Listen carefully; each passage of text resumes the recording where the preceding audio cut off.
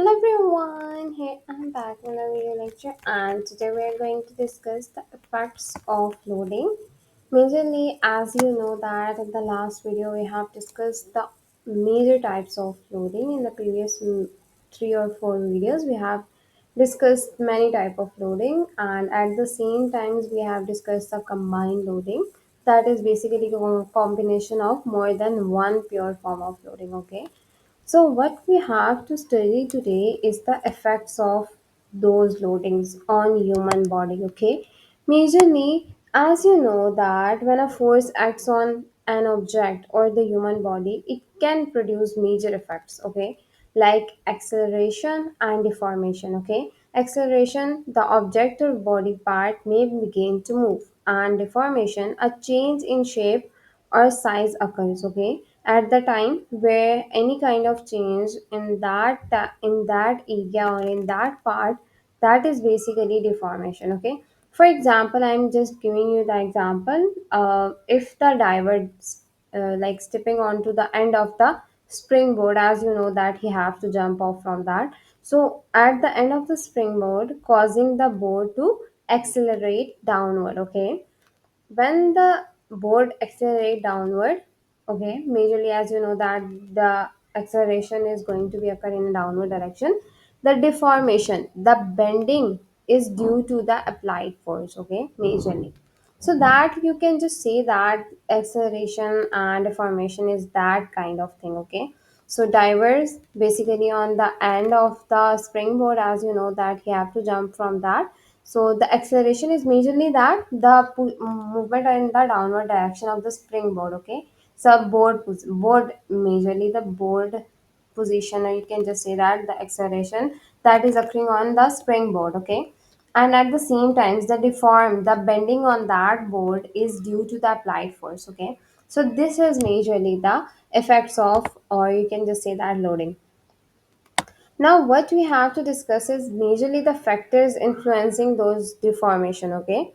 The degree of deformation, that means how much a deformation occurring on any of that object, depends primarily on majorly the object itself stiffness, okay? Like if the stiffer materials, there are like as you can just say that if the materials are more flexible, okay, they can deform more under the same force, okay. Like more stiffer materials resist deformation, and if the flexible materials if the deformation occur on the flexible materials, they can easily bend or basically the compress, okay. That means if the object is stiff, so deformation may be occur in a later stages, okay. You can just say that more force have to be put on that object to cause them to bend or to basically deform, okay. And if the object is flexible, easy to move, okay, you can just deform like that. You can just put small force with both hands and just you can change the object. Same, you can just take an example of any of the spring, okay. You can just take one spring, and if you can bend that, it can majorly easily bend, okay, from both of your hands. Like at the same time, if you can take any pen, okay, example of any pen, it is a stiffer object, okay. So the more the stiffer, they resist the deformation, okay. When you can bend or compress, it may take too much of your force to cause them to bend majorly. At the end, what would happen, it can just broke it down into two or more pieces. So that means that is majorly the major consequences of that, okay. So you have to take care of every of the things, and understanding like how stiffer the object and how you can just put the force on that. Same like that, if the deformation occurring on your body, same is the function acting on your body, okay. Okay, this is majorly how the force is acting on your body, okay. Okay, I can just give you an example. Like if your body has like as you know that the ligaments are more stiffer than your soft tissues. Okay, so soft tissue injury may occur easily, but ligament injury may occur at later stages. But if that occurs, it is majorly the too much harm, as we have discussed. The pencil can broke into two pieces. Okay, so you can just not again put it back on the same place as the as they were before, as they were like before. Okay, majorly it's like that. It's not like that ligament injury cannot get healed, but it can take times. Okay, majorly the stiffer the object, and at the end the deformation may occur later on stages, but it is more harmful for your body. Okay, so, injury risk in the human body is like that when external force is applied to a body tissue. Whether injury occurs depend on several key factors. Okay, any of the external force, if it applied to your body tissues or any of the body part, there are many factors. Okay, the magnitude of the force, the direction of the force, the area over which the force is basically distributed. If the small area, as you know, that the injury chances or depth may increase. Okay, these kind of things may matter a lot. Okay, at same times the material properties of the tissues. Okay, like bone, muscle, ligament, as you know, these kind of materials are majorly the cause of this. So injury risk in the human body may depending on all of these factors like materials and like, as we have discussed, magnitude, direction, area over which the force is distributed, and at the end what type of materials of the tissue, like whether the tissue is bone, whether the tissue is muscle, whether the tissue is ligament. Okay, same, these kind of issues are majorly the causes of, or you can just say that key factors of injury occurring on your body due to any external force. Okay, okay, now we can just scroll it down to understand more in depth the curve. Okay, we can just take look at graph. Okay, now, okay, here. So this is the graph that is present on in your book majorly. And what would happen is understanding this load deformation curve. It is considered as load deformation curve. This curve shows how a structure responds to an applied force. Okay, like what kind of force, or you can just say that if any kind of force occur on your body, like how this can change your how much that structure can change or respond to an applied force. Okay, so what would happen starting from the elastic region, as we here you can see in this picture, this is the region, elastic region. Okay, we can just highlight it so you can understand that very easily. So elastic region, at low levels of force deformation is elastic. Okay, if the, as you know that the low levels of force or starting of any of the force. Okay, majorly deformation is elastic. Okay, when you can just starting to put any of the force on any object, the deformation or the basically change in any object is basically elastic. Okay, the structure returns to its original shape once the force is removed. As you can just take an example of the spring. Okay, if you can just put a slight pressure, it can just come back to its original shape. Same like that, your structures, your body is basically like that. Okay, now what would happen is different materials is equals to steeper slope in this region. Okay, like if the any of the object is stiff. Okay, so that means the slope is getting steep. Okay, the slope is getting like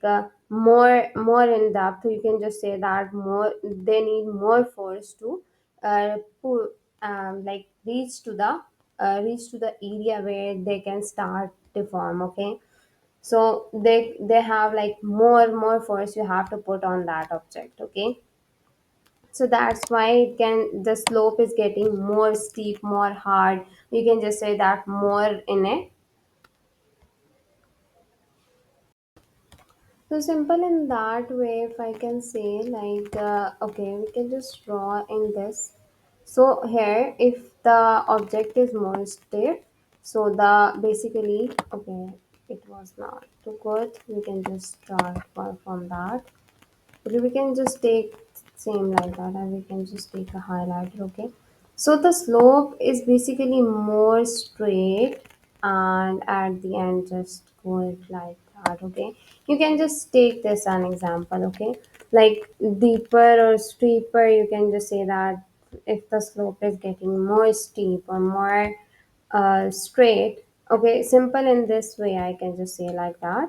So if the slope, or you can just say that this curve is getting more straight, so that means the object is more stiff. Okay, so it needs more force to deform. Okay, yield point. Yield point is the second point. It is also known as elastic limit, the point beyond which deformations become permanent. Okay, after that, if you can deform that object more, you can just put force after that object after that point, so the deformation or the change in any object becomes permanent. Okay, if the force goes beyond this point, the response enters the basically plastic region. Okay, now what would happen? This point, after this point, the deformation is going to be permanent. Okay, that is not like that it can reverse back. In the elastic region it can reverse back, but after the yield point it can just the change in that object is going to be permanent. And in the plastic region it becomes like if the force goes beyond this point. Okay, like specific point is basically considered as yield point, and after that, if the force go beyond that, the response is going to or enters the plastic region. And plastic region is basically where the deformation does not reverse even after the load is removed. Okay, even if you can just remove the force, it cannot reverse back. Okay, so that is basically the plastic region. Okay, now permanent changes in shape occur in this region. Okay, any of the object you can just take if the permanent changes in shape occur after that. So ultimate failure point is majorly the fourth point. Okay, we can just highlight that so you can just understand. Plastic region is this. Okay, sorry for that. Okay, plastic region is this, and after the plastic region the ultimate failure point is majorly the point. Okay, we can just first highlight that.